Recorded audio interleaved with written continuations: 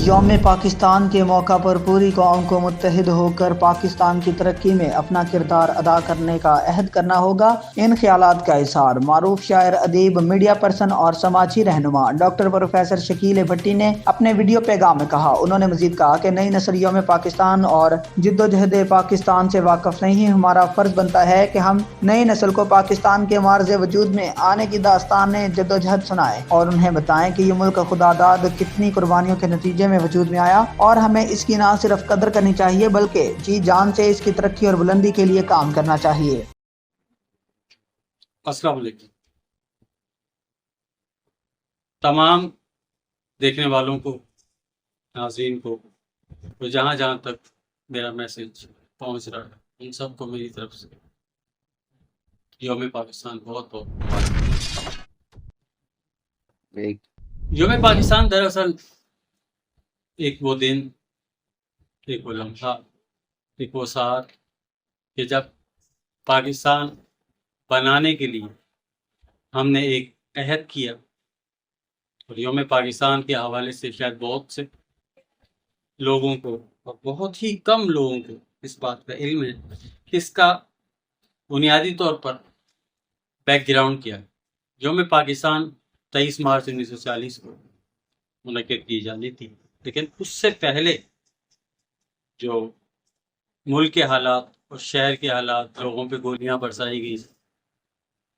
لوگ مارے گئے، اور تمام لوگوں کے دلوں میں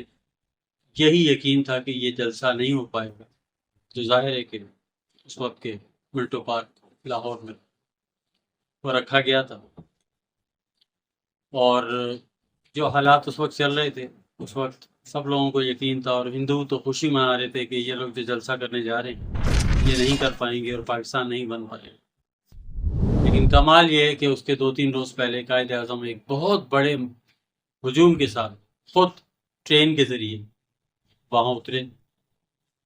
اور جب وہ اترے تو پوری دنیا نے دیکھا کہ ان پر اتنے پھول برسائے گئے کہ اس وقت اس شہر کے نہیں بلکہ آس پاس کے تمام شہروں کے پھول اس دن ختم ہوئے، اتنے قائد اعظم پر پھول برسائے گئے۔ اور اس کے بعد سب سے پہلے قائد اعظم نے جا کر ان مریضوں کی عیادت کی جو کچھ روز پہلے، 1 آدھ روز پہلے گولیوں کا شکار ہوئے تھے، اور پھر قائد اعظم کی اس محنت اور تمام قوم کی، لوگوں کی جذبے کی وجہ سے 23 مارچ 1940 کو عظیم الشان جلسہ منعقد کیا گیا، جس میں قرارداد پاکستان پیش کی گئی اور منظور کی گئی۔ تو ہم واضح انداز میں یہ کہہ سکتے ہیں کہ اگر 23 مارچ 1940 نہ ہوتا تو 14 اگست 1947 کی۔ لہٰذا آپ سب سے گزارش کہ اس دن کی اہمیت کو سمجھتے ہوئے ہم ضرورت ہے کہ ہم اسی جذبے کو دوبارہ سے اپنے درمیان لائیں، پاکستان کی خدمت، پاکستان کے لیے جو